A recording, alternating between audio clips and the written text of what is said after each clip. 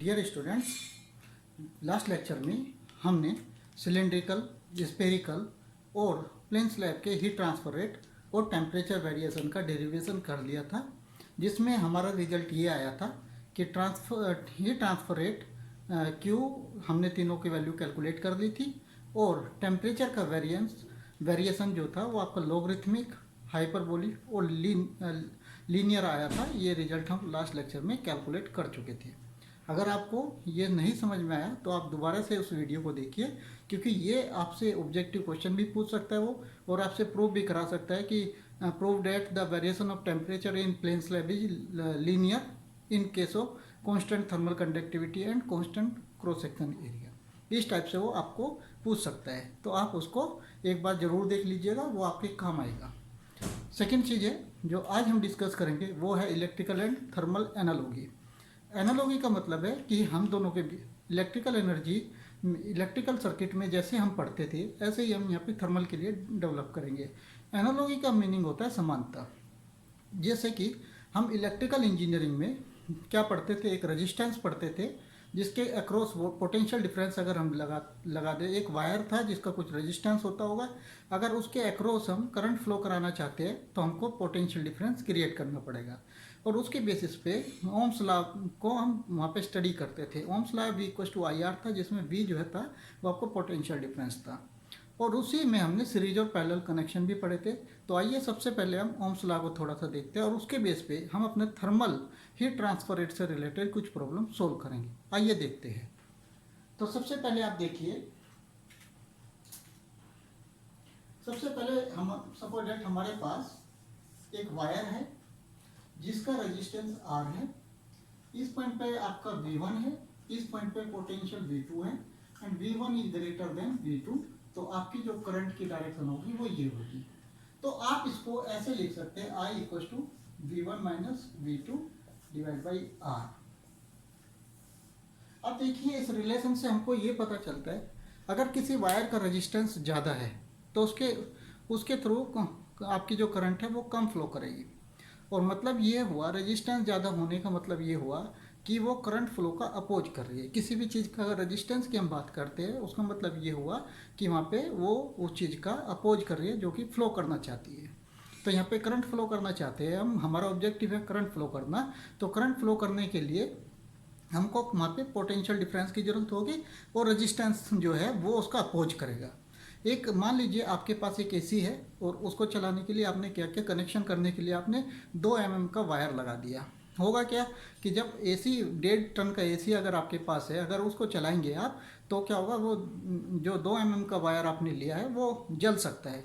जलने का मतलब है उसको एसी को चलाने के लिए ज़्यादा करंट चाहिए। अगर उसमें से ज़्यादा करंट फ्लो करेगी तो रेजिस्टेंस की वैल्यू ज़्यादा होने की वजह से वो जल सकता है, क्योंकि उतनी उसकी कैपेसिटी नहीं है। तो हमको वहाँ पे 4 mm का वायर यूज करना पड़ेगा, क्योंकि जितना मोटा तार होता है एक ही मेटल का, अगर मान लो कि कॉपर का एक 2 mm वायर, 2 mm डायमीटर का एक वायर है, एक 4 mm का है, तो इसका मतलब ये हो 4 mm वायर का आपका जो रेजिस्टेंस होगा वो कम होगा और उसमें से करंट इजीली फ्लो कर जाएगी। Is it clear? तो यहाँ पे हमने ओम्स लॉ पढ़ा था I = V1 - V2 / R। तो ये R जो है, आर को हमने सीरीज और पैरेलल कनेक्शन में तोड़ के देखा था। सीरीज में 2 वायर को ऐड किया था और पैरेलल में 2 वायर को ऐड किया था, तो वहाँ से हमने कुछ रिलेशन निकाले थे।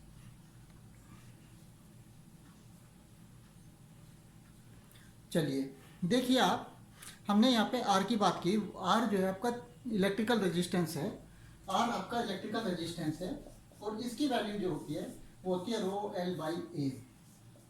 ρL/A जो रो है, this is your thermal resistivity of the wire, और जो भी मेटल आपने लिया उसका थर्मल रेजिस्टिविटी है। L is length and A is cross section area जिसके थ्रू आपकी करंट फ्लो कर रही है। Is it clear?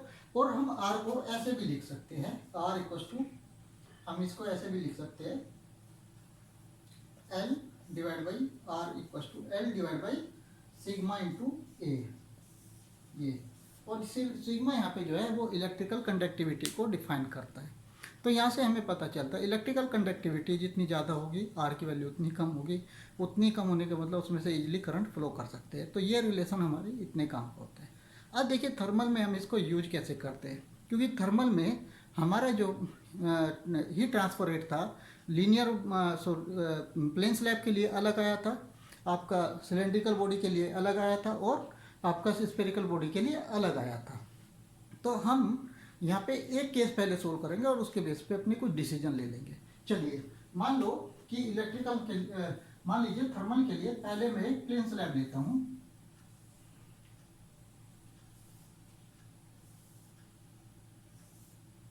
ये मैंने एक प्लेन स्लैब लिया है, ठीक है। आपका हीट है, इसको ऐसे ले लीजिए, आप इसको ऐसे ले लीजिए, ये आपने लिया है प्लेन स्लैब। आपका हीट यहाँ से बाहर जा रहा है, इस डायरेक्शन से बाहर जा रहा है। जैसे ये बॉडी ऐसे रखी है तो आपकी हीट यहाँ से एंटर कर रही है और यहाँ से निकल रही है। ये वाला जो फेस है, ये जो आपको दिख रहा है, ये वाला है। तो अब इसके लिए मान लो यहाँ पे आपका Q था, तो Q ही बाहर जाएगा स्टडी स्टेट के लिए। ये T1 है, ये T2 है, तो हम इसको लिख सकते हैं Q इक्वल टू, इसकी थर्मल कंडक्टिविटी K है, Q इक्वल टू, ये मान लीजिए आप L है, ये क्या है L।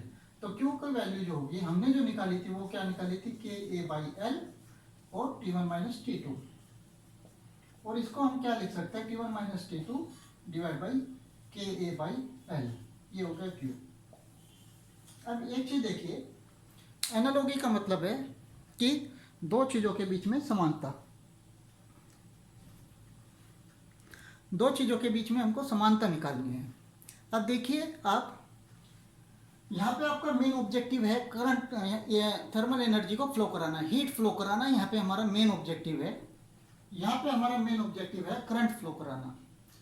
करंट तब तक फ्लो नहीं करेगी जब तक कि वहाँ पे पोटेंशियल डिफरेंस नहीं होगा। सेम यहाँ पे भी, जब तक आपका टेम्परेचर डिफरेंस नहीं होगा तब तक आपकी हीट फ्लो नहीं करेगी। तीसरी चीज, यहाँ पे करंट फ्लो का अपोज जो है, जो करंट फ्लो का अपोज करता है, वहाँ पे इलेक्ट्रिकल रेजिस्टेंस होता है। यहाँ पे भी कोई ना कोई ऐसी चीज जरूर होगी जो इसका अपोज कर रही होगी करंट फ्लो करने का। जैसे कि नंबर ऑफ फ्री इलेक्ट्रॉन्स और लेटिस वाइब्रेशन जो है वो उसको सपोर्ट करते हैं। जितने ज़्यादा फ्री इलेक्ट्रॉन्स होंगे उतनी जल्दी हीट ट्रांसफर हो जाएगी। लेकिन कोई, यहाँ पे देखिए आप, अगर मैं यहाँ की बात करूँ तो इसमें अगर K की वैल्यू बहुत कम हो जाए तो हीट फ्लो नहीं करेगी। तो इसका मतलब यह है कि K की वैल्यू पे डिपेंड कर रहा है कि कितनी हीट फ्लो या कितनी कम हीट फ्लो करेगी। सेम ऐसे ही R पे डिपेंड कर रहा है कि कितनी करंट फ्लो कर सकती है या नहीं कर सकती है। तो हमने क्या किया है, एनालॉजी डेवलप की है। जिस तरीके से मैंने यहाँ पे I equal to V1 minus V2 divide by R लिखा है, इसी तरीके से मैंने यहाँ पे Q equal to T1 minus T2 divide by KA/L लिखा है। इसका मतलब ये हुआ कि यहाँ पे हीट ट्रांसफर रेट जो है वही काम कर रहा है जो कि यहाँ पे करंट फ्लो कर रहा है। इसका मतलब अगर करंट तेजी से फ्लो कर रहा है, अगर करंट तेजी से फ्लो कर रहा है तो उसके लिए हमको पोटेंशियल डिफरेंस ज़्यादा लेके आना पड़ेगा। तो यहाँ पे भी अगर टेम्परेचर डिफरेंस को मैं बढ़ा दूँ तो करंट हीट फ्लो की वैल्यू बढ़ जाएगी। इसका मतलब ये हुआ कि इलेक्ट्रिकल एनर्जी में जो काम करंट करता है, थर्मल एनर्जी में वही काम आपका हीट ट्रांसफर रेट करेगा। इलेक्ट्रिकल एनर्जी में जो काम आपका पोटेंशियल डिफरेंस करता है वही काम यहाँ पे आपका टेम्परेचर डिफरेंस करेगा। और ये जो नीचे एक क्वांटिटी, ये मैंने गलत लिख दिया, this will be L divide by KA। ये जो नीचे आपको दिख रहा है L डिवाइड बाई KA, मैं इसको यहाँ पे लिखता हूँ L डिवाइड बाई KA। ये जो पूरी क्वांटिटी है ये वही काम करेगी जो वहाँ पे रेजिस्टेंस कर रहा है। जो काम रेजिस्टेंस कर रहा है वही काम यहाँ पे आपका L डिवाइड बाई K है। ये वाला और ये सेम है। आप देखिए L divide by K, L divide by sigma into A, L length हो गई, सिग्मा आपकी इलेक्ट्रिकल कंडक्टिविटी है, यहाँ पे K आपकी थर्मल कंडक्टिविटी है, दोनों सेम चीज है। तो इस क्वांटिटी को हम बोलते हैं थर्मल, इसको हम बोलते हैं थर्मल रेजिस्टेंस। क्या बोलते हैं इसको, थर्मल रेजिस्टेंस। आई होप आपको ये समझ में आया होगा। तो मैं एक टेबल बना देता हूँ।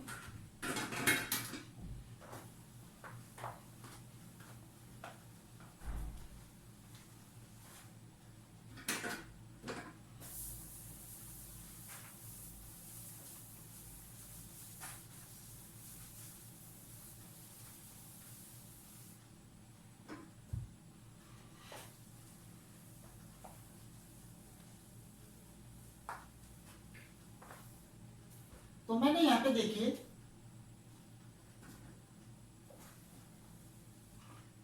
एक वायर बनाया और मैंने यहाँ पे भी एक वायर बनाया।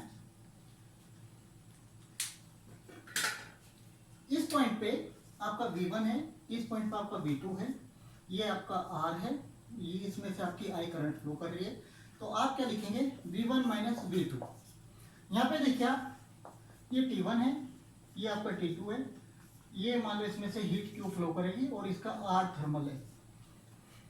तो यहाँ पे देखिए जो काम V1 माइनस V2 कर रहा है वही काम यहाँ पे T1 माइनस T2 करेगा। इसका मतलब ये हुआ V1 minus V2 is analogous to T1 minus T2। दूसरा देखिए जो काम यहाँ पे I कर रहा है करंट, वही काम यहाँ पे हीट ट्रांसफर रेट करेगा Q। मतलब क्या हुआ, Q is analogous with I का जो फंक्शन होगा वही का फंक्शन आपका Q का होगा। यहाँ देखिए आप, ये देखिए R, जो काम यहाँ पे रेजिस्टेंस इलेक्ट्रिकल रेजिस्टेंस करेगा वही काम यहाँ पे R थर्मल करेगा। और इसकी वैल्यू क्या आई थी, अब हमारी अलग अलग आई थी, तो इसको हम डिस्कस करेंगे। तो आई होप आपको ये समझ में आया होगा कि एनालॉगस क्या होता है। इसको हम इसलिए यूज करते हैं ताकि हमारा कैलकुलेशन इजी हो जाए। हम हर बार कनेक्शन बना के नहीं देखेंगे, हमको पता है क्योंकि 11th-12th में हमने इलेक्ट्रिकल रेजिस्टेंस के पैरेलल और सीरीज के बहुत सारे क्वेश्चन किए थे। तो यहाँ पे वो सब सोल्व करने में हमको आसानी होगी क्योंकि हमें ये पता चल रहा है कि दोनों एक ही जैसी है, बस आपकी क्या है, जो आपकी क्वांटिटी है वो चेंज हो गई है। क्वांटिटी मतलब कि आप वहाँ पे करंट कैलकुलेट कर रहे थे, यहाँ पे आप क्या कर रहे हैं, हीट कैलकुलेट कर रहे हैं, तो ये चेंज हो गई आपकी। आई होप आपको ये समझ में आया। तो आइए तीनों केस को हम डिस्कस करेंगे। मैंने प्लेन स्लैब के लिए कैलकुलेट कर चुका हूँ, थर्मल रेजिस्टेंस की वैल्यू L/KA है। अब हम स्पेरिकल और सिलेंड्रिकल बॉडी के लिए कैलकुलेट करेंगे। चलिए देखते हैं इसको।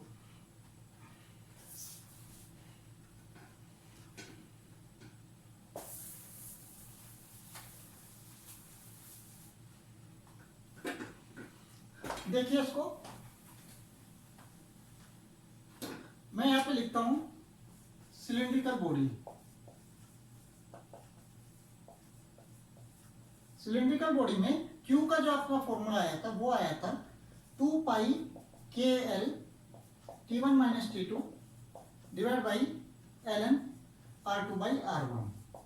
क्या मैं इसको ऐसे लिख सकता हूं, T1 minus T2 divide by 1 divide by 2 pi KL ln R2 by R1 Q। तो Q तो आपका I हो गया, करंट का काम करेगा।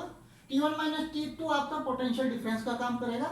ये जो पूरा का पूरा क्वांटिटी है ये रेजिस्टेंस का काम करेगा। और क्योंकि हम थर्मल एनर्जी की बात कर रहे हैं तो ये जो वैल्यू होगी ये हो जाएगी R thermal for cylindrical body.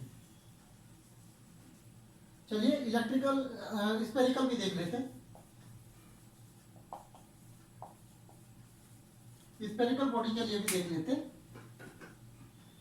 ये देखिए स्पेरिकल के लिए जो Q का फॉर्मूला आपका आया था वो आया था 4 पाई के T1 minus T2 divide by 1 by R1 minus 1 by R2 where R1 and R2 is inner and outer radius of hollow cylinder.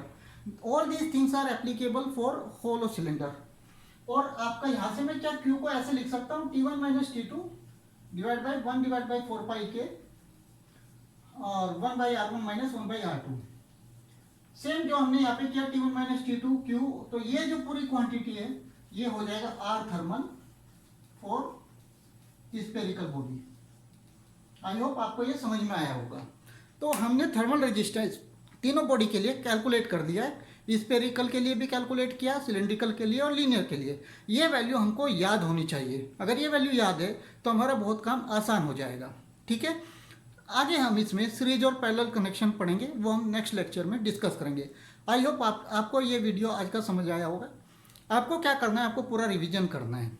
जितना भी अभी तक मैंने वीडियो लिया है उसको एक सीक्वेंस में रिवीजन करना है, नोट्स बना लेना है और नोट्स को फिर क्या करना है, आपको एक शॉर्ट नोट्स में लिख लेना है और एक अपने माइंड में एक इमेज बनाइए कि ऐसे चल रहा है, जिससे कि आपको रिवीजन करने में आसानी होगी, माइंड मैपिंग करने में आपको आसानी होगी।